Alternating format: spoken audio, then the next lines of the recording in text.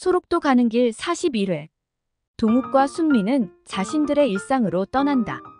다시 찾아오겠다는 말과 함께 전화번호를 적어놓고 이 여인을 두고 갔다. 그들이 떠나고 나자 집안은 다시 조용해진다. 그들을 배웅하고 난 지욱은 다시 개사로 가고 순영은 계란 선별 작업을 하기 위해 작업장으로 간다. 이 여인은 혼자서 온 집안을 살펴본다. 이 모든 것들을 하나하나 마련을 했을 때 얼마나 힘들었을까 하는 생각을 하면서 세간 하나씩을 손으로 쓰다듬는다. 그런 손을 해가지고 이리도 억척스럽게 살아낼 수 있다는 거의 참말로 장하대이. 이 여인은 꼼꼼하게 집안 청소와 빨래를 한다. 다행스럽게 세탁기가 있는 것을 보고 안도의 한숨을 내쉬면서 비로소 사위인 지욱에 대한 생각을 한다. 자상하고 따뜻한 성품을 지닌 사람이라는 것이 더없이 마음을 편안하게 해주고 있었다. 집안에는 별다른 세간이 없다. 기본적인 것 이외에는 눈에 뜨이는 것이 없는 단출한 살림이다. 손자 종현이의 방 역시 책상과 옷을 넣을 수 있는 서랍장이 있을 뿐이다. 참으로 잘생기고 대단한 인물을 가진 손자다. 새 애비를 그대로 빼박은 것처럼 너무 잘생긴 인물인 것을 생각하며 종현이의 사진을 손으로 쓰다듬는다. 종현아, 네가 우리 순영이 아들이제. 어찌 그리도 잘났더냐? 고맙데이. 우리 순영이에게 아들로 와주어서 참말로 고맙데이. 이 여인의 마음은 온 세상을 다 얻은 것처럼 가슴 뿌듯한 충만감이 밀려온다. 어무이, 뭐하니꺼? 순영이 집 안으로 들어서며 온 집안이 말끔하게 청소가 되어 있는 것을 본다. 어무이, 집안일은 지가 충분히 할 수 있습니다. 어무이는 그저 지 곁에만 가만히 있어 주시면 됩니다. 야야, 내사 아직 몸이 이렇게 멀쩡한데 해주는 밥이나 축내고 움직이지 않고 있으면 소화가 되나? 그러고 니들이 대체 몇 시부터 일을 시작하는 거이가? 어무이, 지들은 이제 몸에 배어 있어서 아무렇지도 않습니다.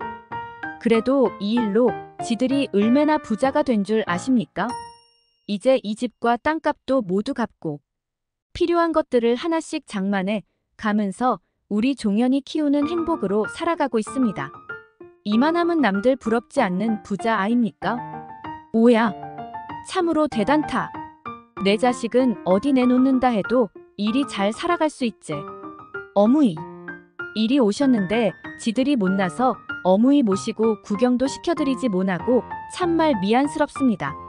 순영은 경주가 얼마나 유적이 많은 곳인지 알고 있지만 한 번도 경주 시내를 나가본 적이 없다. 남들은 돈을 들여 여행을 오는 곳이지만 순영과 지욱은 감히 그런 곳에 가볼 생각조차 할 수 없는 삶을 살아가고 있었다. 순영은 아직도 사람들이 있는 곳을 무서워하고 있었다. 아이들에게 돌팔매를 맞아 죽을 뻔했던 기억들이 되살아나고 있는 것이다. 참으로 무섭고 악몽 같은 순간들이었다. 두 모녀는 시간만 나면 서로 오순도순 지난 이야기들을 하면서 때로는 다시 울기도 하고 눈시울을 붉히기도 하고 그리고 때로는 웃기도 하면서 하루가 어떻게 지나가는 줄도 모르게 바쁜 시간들을 보낸다. 이제 순영은 참으로 편안하고 즐겁다는 생각을 한다. 이렇게 어머니를 모시고 함께 있을 수 있는 날이 오리라고는 꿈에서조차 생각해보지 않았던 일이었기에 그 기쁨은 상상 이상이었다. 이 여인은 순영의 손이 미치지 못하도록 집안과 음식을 한다. 그들이 일을 하고 있는 동안 잠시도 손을 쉬지 않고 일을 하고 있는 이 여인은 종현이의 말동무도 되고 종현이 역시 잠시고 할머니 곁을 떠나려 하지 않고 있었다. 학교 다녀오면 그날 학교에서 있었던 이야기들을 종알종알 모두 이야기한다. 늘 바쁜 엄마 아빠하고는 별로 이야기를 나눌 시간이 없던 종현이는 자신의 모든 말을 다 들어주시는 할머니가 마냥 좋기만 하다. 종현이는 금년에 입학을 한 1학년이다. 학교 생활에 재미를 붙이고 학교 가는 일이 즐겁기만 한 종현이에게 할머니는 종현이의 또 다른 말상대의 대상이었고 자신을 반겨주는 사람이다. 아무도 찾아오지 않던 집에 외갓집 식구들이 찾아오고 외할머니가 계신 것에 대해서 종현이는 더욱 신나고 즐겁다. 이 여인은 그런 종현이를 보며 참으로 잘나고 사랑스럽다는 생각을 한다. 외손이다. 그것도 순영이가 낳은 외손인 것이다. 눈에 넣어도 아프지 않을 정도로 사랑스럽다. 순영아, 종현이가 영판 김서방만 쏙 빼서 닮았구만. 그래요? 정말 그렇게 지 아버지 빼닮았습니까? 순영은 자라면서 점차 남편의 모습과 흡사하게 닮아가는 종현이가 너무나 신기했다. 그래, 니는 한 개도 닮은 곳이 없는 것 같다. 어쩜 그리도 김서방만 닮았는가 신기하대이. 어무이, 사실은 우리 종현이는. 순영은 종현이에 대한 말을 한다. 이 동네에서 모르는 사람이 없을 정도로 소문이 나 있는 종현이의 출생이기에 비밀이랄 것도 없다. 순영의 모든 말이 끝나자 이 여인은 순영의 손을 꼭 잡는다. 잘했다. 누가 뭐라고 해도 종현이는 너그들에게 온 자식이다. 그라고 내는 김서방의 마음을 이해한다. 내도 너그 아버지를 남편으로 모시고 살면서도 그 맴이 얼마나 두렵고 무서웠는지 아는가? 행여 내 새끼들 중에 누군가 남편의 그 무섭은 병을 물려받으면 웃자노 싶어 하루도 맴이 편안할 날이 없었다. 어무이, 이 병은 대물림하는 병이 아니라요. 누가 뭐라 해도 너 아버지가 아니었다면 네가 어찌 그런 무섭은 병에 걸렸겠냐? 네가 그 병에 걸린 사실을 알고 난 무척이나 가슴을 쥐어뜯으며 네하고 함께 죽을 마음을 먹곤 했었다. 남편에 이어 내 자식이, 그것도 우리 순영이가 그 무섭은 병에 걸렸다는 사실이 내게 모든 희망과 기쁨과 삶의 의욕마저도 잃게 만들었지. 너를 그렇게 보내는 것을 막지 못한 것도 너그 할부지가 왜 그렇게 무섭은지. 그저 시아부님의 말씀을 거역한다는 거는 생각할 수도 없는 일이었다. 순영은 언제든지 조용하고 말이 별로 없던 젊은 시절의 어머니의 모습을 떠올려 본다. 그때 어머닌 당신의 말씀처럼 시아버님의 말씀을 거역한다는 것은 꿈에도 있을 수 없는 일이라 생각을 하셨을 것이다. 네가 그렇게 떠나는 거를 알고 있으면서도 어미로서 막지 못하고 보고만 있을 수밖에 없는 내 자신이 미워서 수없이 죽으려고 맴도 먹었다. 허나 니를 보기 전에는 차마 죽을 수도 없고. 어무이, 이자는 다 지난 일입니다. 그래도 아버지와 할아버지께서 지를 버리신 것이 아이고 지를 그렇게 깊게 사랑하셨던 것을 알고 나니 참으로 그 힘든 세월을 이겨내고 잘 살아왔다고 생각하고 있습니다.